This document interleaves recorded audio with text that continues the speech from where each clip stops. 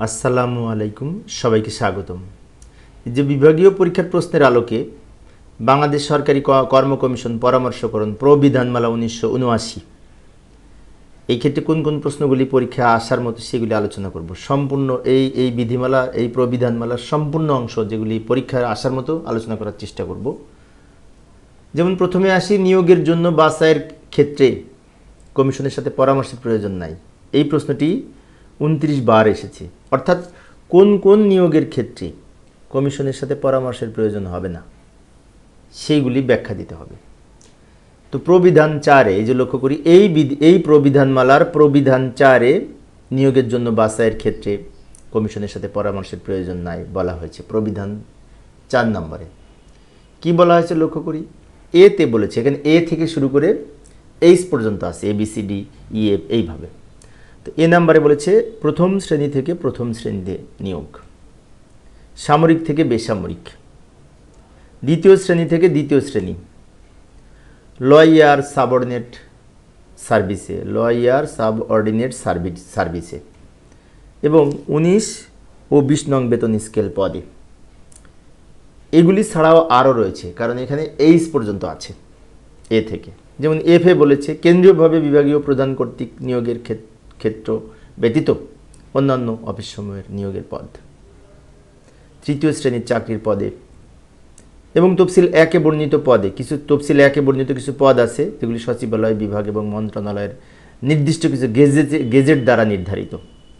তো এই সমস্ত ক্ষেত্রে নিয়োগের জন্য যাচাইয়ের ক্ষেত্রে কমিশনের সাথে পরামর্শের প্রয়োজন নাই। তো এটা যেহেতু প্রবিধান বা বিধিমালা, যার কারণে আমাদের বিশেষ করে একটু মনে রেখে সুন্দরভাবে লিখতে হবে পরীক্ষার জন্য। তো এই একটা প্রশ্ন। এর পরের প্রশ্নটি আরও গুরুত্বপূর্ণ। এই প্রশ্নটি 30 বার এসেছে। প্রশ্নটি লক্ষ্য করি, এই যে আমি উপস্থাপন করলাম, নিয়োগের জন্য বাছাইয়ের ক্ষেত্র ব্যতীত অন্যান্য যেসব ক্ষেত্রে কমিশনের সাথে পরামর্শের প্রয়োজন নাই। মানে এইখানে এই প্রশ্নটি 30 বার এসেছে। এখানে বলছে শুধুমাত্র নিয়োগের জন্যই পরামর্শের প্রয়োজন আছে, নিয়োগের জন্য বাছাই করার ক্ষেত্রে, আর অন্য ক্ষেত্রে পরামর্শের প্রয়োজন নাই। সেগুলো কোনগুলি সেগুলি দেখব। প্রশ্নটি 30 বার এসেছে, কল্পনা করা যায়?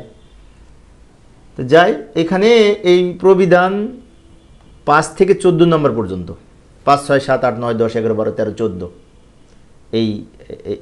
এই প্রবিধান সমূহের মধ্যে বলা হয়েছে যে নিয়োগের জন্য বাছাইয়ের ক্ষেত্র ব্যতীত অন্যান্য যেসব ক্ষেত্রে এই কমিশনের সাথে পরামর্শের প্রয়োজন নেই সেই সম্পর্কে, কিন্তু নিয়োগের জন্য বাছাইয়ের জন্য পরামর্শ করতে হবে, এটা বোঝাচ্ছে। তো প্রথমে আছে বিধি 5-এ কি বলা আছে, বহির বাংলাদেশের নিয়োগ।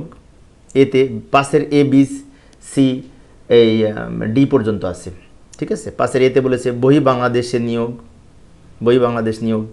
মানে বাংলাদেশের বাইরের নিয়োগ আর কি বলছে।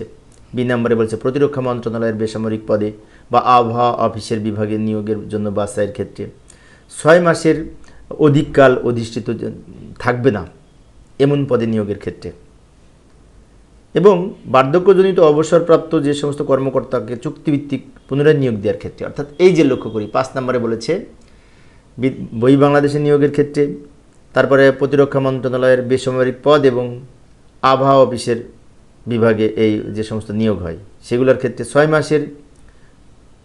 6 মাসের কম অর্থাৎ 6 মাসের অধিক হবে না এরকম পদে নিয়োগের ক্ষেত্রে, এবং অনেক সময় বার্ধক্যজনিত কারণে কোনো কর্মকর্তাকে চুক্তিভিত্তিক আবার পুনরায় নিয়োগ করা হয়, সেই ক্ষেত্রেও এই কমিশনের সাথে পরামর্শের প্রয়োজন হবে না। আরও কিছু রয়েছে লক্ষ্য করি, প্রথম ও দ্বিতীয় শ্রেণীর গেজেটেড কর্মকর্তাদের দ্বন্দ্ব আরোপের ক্ষেত্র ব্যতীত শৃঙ্খলাজনিত কোনো বিষয়, অর্থাৎ প্রথম ও দ্বিতীয় শ্রেণীর গেজেটেডের দ্বন্দ্ব আরোপ করার জন্য কিন্তু কমিশনের সাথে পরামর্শ আছে, কিন্তু দ্বন্দ্ব আরোপ ব্যতীত আরও যে সমস্ত ক্ষেত্র আছে সেখানে শৃঙ্খলাজনিত কোনো বিষয়ে সম্পর্কে এই কমিশনের সাথে পরামর্শ করার প্রয়োজন নাই। প্রতিরক্ষা সংশ্লিষ্ট পদে নিয়োজিত বেসামরিক কর্মকর্তাদের এবং NSI-তে কর্মরত ব্যক্তিদের শৃঙ্খলাজনিত যে সমস্ত বিষয় আছে, এখানে বলছে যে প্রতিরক্ষা সংশ্লিষ্ট বিভাগের বেসামরিক কর্মচারীদের ক্ষেত্রে প্রতিরক্ষা সংশ্লিষ্ট বেসামরিক কিন্তু এবং NSI-তে কর্মরত যারা আছেন তাদের শৃঙ্খলাজনিত বিষয়ের সিদ্ধান্ত নিতে হলে পরামর্শের প্রয়োজন নাই, সে কথা বলছে। 21 শ্রেণীর চাকরির মধ্যে পদোন্নতি, ঠিক আছে। তারপরে হচ্ছে কি যে চতুর্থ শ্রেণীর পদে তৃতীয় শ্রেণীর পদের পদোন্নতি, চতুর্থ শ্রেণী তৃতীয় শ্রেণীর পদে পদোন্নতির জন্য কমিশনের সাথে পরামর্শের প্রয়োজন নাই। খণ্ডকালীন পদে নিয়োগের ক্ষেত্রে কমিশনের সাথে পরামর্শের প্রয়োজন নাই। শিক্ষানবিশকালের অবসানের ক্ষেত্রে কমিশনের সাথে পরামর্শের প্রয়োজন নাই। তারপরে দ্বন্দ্ব আরোপ ব্যতীত চাকরি হতে অব্যাহতি প্রদান বা পূর্বর ক্ষেত্রে প্রত্যাবর্তনের ক্ষেত্রে, অর্থাৎ দ্বন্দ্ব আরোপ ব্যতীত চাকরি থেকে যখন পূর্ব চাকরিতে যখন আবার প্রত্যাবর্তন করে সেখানেও কমিশনের সাথে পরামর্শের প্রয়োজন নাই প্রত্যাবর্তন করানোর ক্ষেত্রে। চুক্তিভিত্তিক নিয়োগে চাকরি ছাঁটাইকরণের ক্ষেত্রেও কমিশনের সাথে পরামর্শের প্রয়োজন নাই।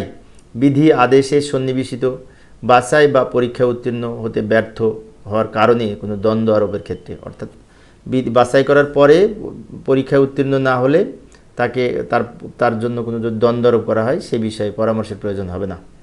এবং শৃঙ্খলাজনিত মামলার আপিল ও রিভিউ ও নিবেদনের বিষয়ে এই সমস্তগুলির ক্ষেত্রে এই কমিশনের সাথে বিশেষ করে নিয়োগের জন্য বাছাই ব্যতীত এই সমস্ত ক্ষেত্রে নিয়োগের জন্য বাছাই ব্যতীত কমিশনের সাথে পরামর্শের প্রয়োজন নাই।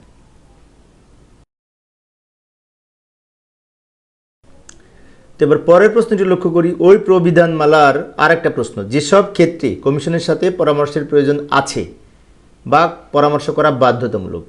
এই প্রশ্নটি 23 বার এসছে, 3টা প্রশ্ন, তাই না? প্রথমটি হচ্ছে পরামর্শের প্রয়োজন নাই, আর পরেরটি হচ্ছে নিয়োগের ক্ষেত্রে বাছাইয়ের জন্য ব্যতীত অন্য ক্ষেত্রে পরামর্শের প্রয়োজন নাই।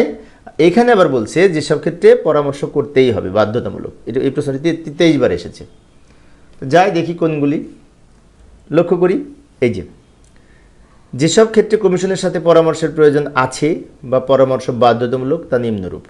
যেমন লক্ষ্য করি, সরকারের অধীনে কোনো বিভাগে, অফিসে বা কোনো শাখাসমূহের কোনো চাকরিতে প্রবেশের জন্য বর্তমানে নির্ধারিত যোগ্যতার পরিবর্তনের ক্ষেত্রে, অর্থাৎ সরকারের অধীনে যে সমস্ত অফিস আছে, বিভাগ আছে, শাখা আছে, তাদের অধীনে চাকরিতে প্রবেশ যখন করবে সে প্রবেশ সময়ের বয়স নির্ধারণের ক্ষেত্রে, যোগ্যতা নির্ধারণের ক্ষেত্রে, যোগ্যতা, বয়সটাও তো যোগ্যতার মধ্যে পড়ে। যোগ্যতা নির্ধারণের ক্ষেত্রে যদি পরিবর্তন করতে চায় তাহলে অবশ্যই কমিশনের সাথে পরামর্শ না করে পরিবর্তন করতে পারবে না। সরকারের অধীনস্থ কোনো নতুন চাকরি বা পদে প্রবেশের যোগ্যতা নির্ধারণের ক্ষেত্রে এবং সরকারের অধীনস্থ কোনো নতুন পদে প্রবেশের যোগ্যতা নির্ধারণ নতুনভাবে করতে হয় তাহলে কমিশনের সাথে পরামর্শ করতে হবে। বিধি 3-2 বলেছে, প্রথমটা বলেছে 3-1, এটা 3-2। এছাড়াও বলেছে কোনো একজন প্রথম ও দ্বিতীয় শ্রেণীর কর্মকর্তাকে যে কোনো প্রকারের দ্বন্দ্বে, যেমন বিশেষ করে রিমুভাল, ডিসমিসাল বা চাকরি থেকে বাধ্যতামূলক অবসর প্রদানের ক্ষেত্রে, অর্থাৎ চাকরি থেকে অবসান, চাকরি থেকে বরখাস্ত এবং চাকরি থেকে বাধ্যতামূলক অবসর প্রদানের ক্ষেত্রে অবশ্যই কমিশনের সাথে পরামর্শের প্রয়োজন আছে। প্রথম এবং দ্বিতীয় শ্রেণীর কর্মকর্তাকে যদি চাকরি থেকে বরখাস্ত করতে চায়, বাধ্যতামূলক অবসরে পাঠাতে চায় বা চাকরি থেকে অপসারণ করতে চায়। আচ্ছা, এটা 6 বলেছে, বিধি 6 এটা বলা আছে।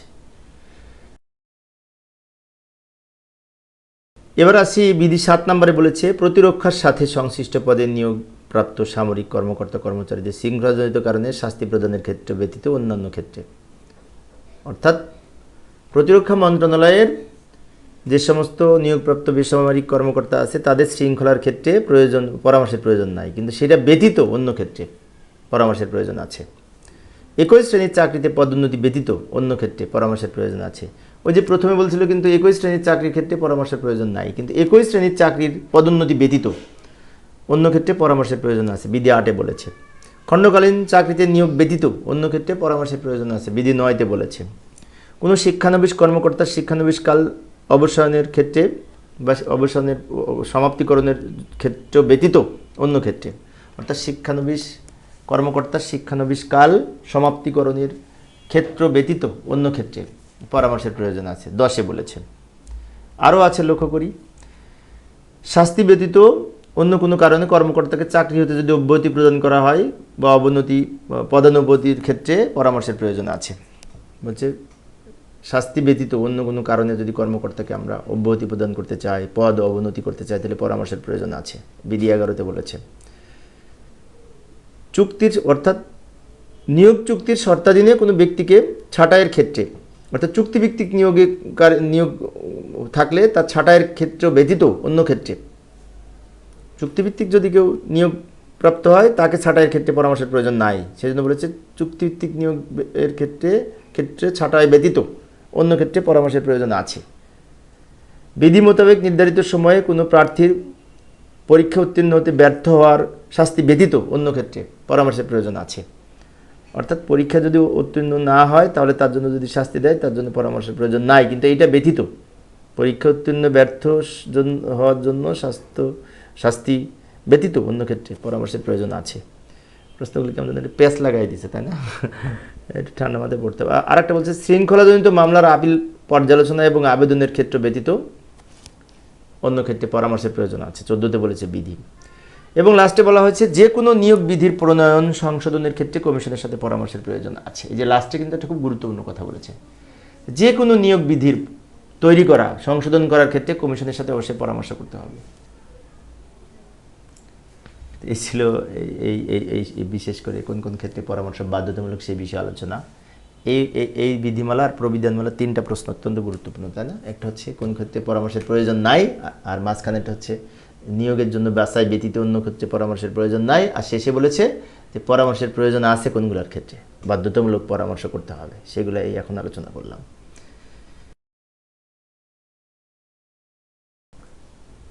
এই প্রবিধানমালাতে আর একটা প্রশ্ন ছিল, প্রশ্ন যদি ছোট্ট, একবার মাত্র এসেছে প্রশ্নটি বিগত পরীক্ষায়। সেই প্রশ্নটি হচ্ছে দ্বন্দ্ব আরোপের ক্ষেত্রে পিএসসির মতামত গ্রহণ বাধ্যতামূলক কোন ক্ষেত্রে?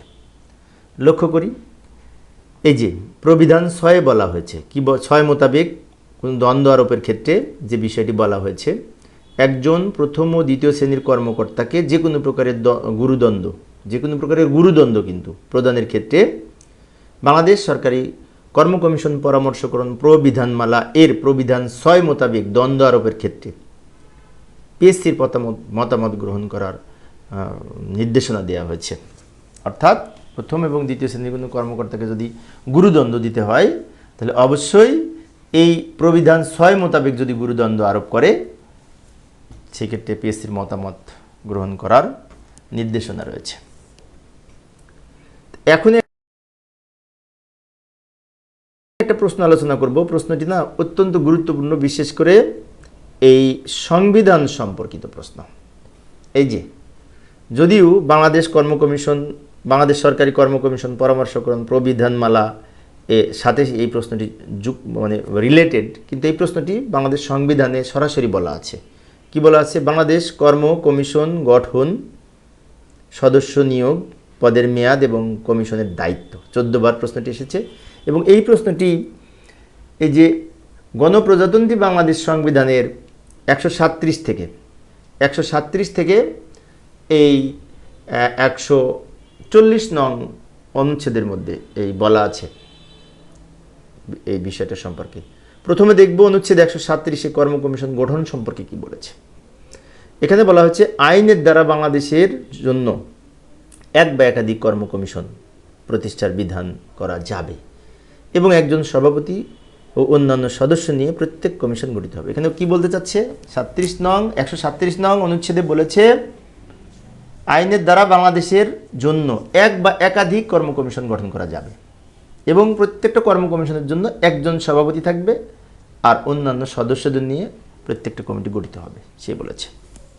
এটা হচ্ছে গঠন কর্ম কমিশন 137 নং অনুচ্ছেদে সংবিধানের। এরপরে অনুচ্ছেদ 138 নংয়ে বলেছে কর্ম কমিশনের সদস্য নিয়োগ কীভাবে হবে। প্রত্যেক সরকারি কর্ম কমিশনের সভাপতি এবং অন্যান্য সদস্য রাষ্ট্রপতি কর্তৃক নিযুক্ত হবেন। তবে শর্ত থাকে যে প্রত্যেক কমিশনের যতদূর সম্ভব ন্যূনতম অর্ধেক সদস্য 20 বছর বা ততোধিক কাল সরকারের কর্মে কোনো পদে অধিষ্ঠিত থাকতে হবে।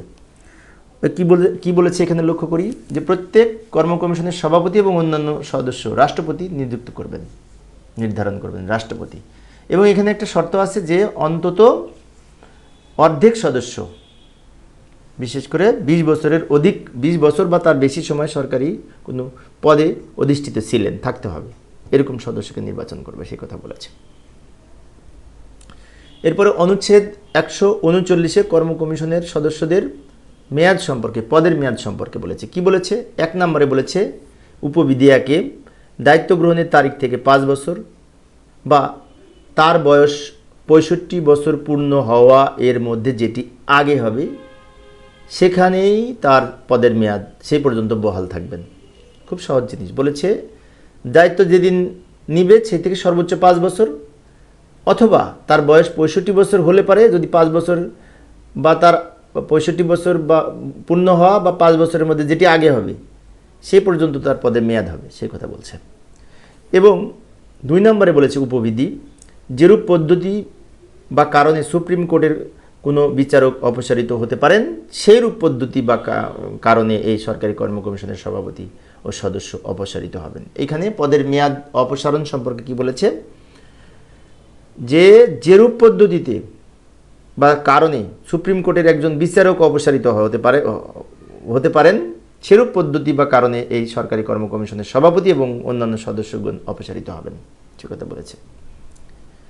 আরও বলা হয়েছে উপবিধি 3-এ সরকারি কর্ম কমিশনের সভাপতি বা সদস্য রাষ্ট্রপতিকে উদ্দেশ্য করে স্বাক্ষরযুক্ত পত্রের মাধ্যমে স্বীয় পদ থেকে ত্যাগ করতে পারবেন। অর্থাৎ পদত্যাগপত্র তিনি যদি পদত্যাগ করতে চায় তাহলে রাষ্ট্রপতির উদ্দেশ্যে স্বাক্ষরযুক্ত পত্রের মাধ্যমে করতে হবে, রাষ্ট্রপতির বরাবর আবেদন করতে হবে, সে কথা বলছেন। এবং 4 নং বলেছে কর্ম অবসানের পর, মানে তার অবসানের পর সরকারি কর্ম কমিশনের সদস্য প্রজাতন্ত্রের কর্মে পুনরায় নিযুক্ত হতে পারবেন না। এই যে একটা কথা বলেছে, কারো যদি কর্মের অবসান ঘটে পুনরায় আর প্রজাতন্ত্রের কোনো কর্মে তিনি নিযুক্ত হতে পারবেন না, সেই কথা বলেছেন। তো মেয়াদ সম্পর্কে এখানে বলা আছে 139 নঙে, তাই না? তার একটা হচ্ছে 140 নং অনুচ্ছেদ। 140 নং অনুচ্ছেদের কর্ম কমিশনের দায়িত্ব সম্পর্কে বলেছে, খুব গুরুত্বপূর্ণ কিছু দায়িত্ব আছে। কোনো সরকারি কর্ম কমিশনের দায়িত্ব হবে, এই যে উপবিধি 1-এ বলেছে, উপবিধি 1-এর কতে বলা আছে, প্রজাতন্ত্রের কর্মে নিয়োগদানের জন্য উপযুক্ত প্রার্থী মনোনয়নের উদ্দেশ্যে যাচাই ও পরীক্ষা পরিচালনা করা। এইটাই সবচেয়ে গুরুত্বপূর্ণ কাজ পিএসসি, তাই না? কি করে? প্রজাতন্ত্রের কর্মে নিয়োগদানের জন্য উপযুক্ত প্রার্থী মনোনয়নের উদ্দেশ্যে যাচাই ও পরীক্ষা পরিচালনা করবেন।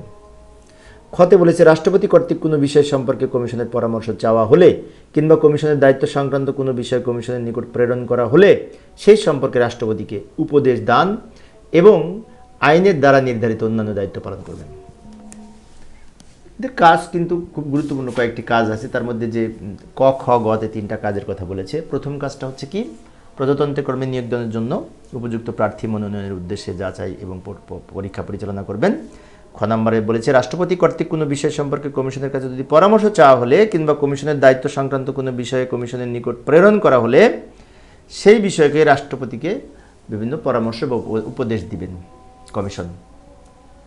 এবং গ নম্বরে বলেছে আইনের দ্বারা নির্ধারিত অন্যান্য দায়িত্ব পালন, এবং গ নম্বরে বলেছে আইনের দ্বারা নির্ধারিত যদি কমিশনের আরও যে মতো দায়িত্ব আছে সেগুলি পালন করবেন। তো প্রিয় সুধীবৃন্দ, এই ছিল আজকের আলোচনা। বিশেষ করে বাংলাদেশ সরকারি কর্ম কমিশন প্রবিধানমালা 1979-এর আলোকে আলোচনা করতে যে এই দায়িত্ব কর্তব্য সম্পর্কেও আলোচনা করেছি কমিশনের।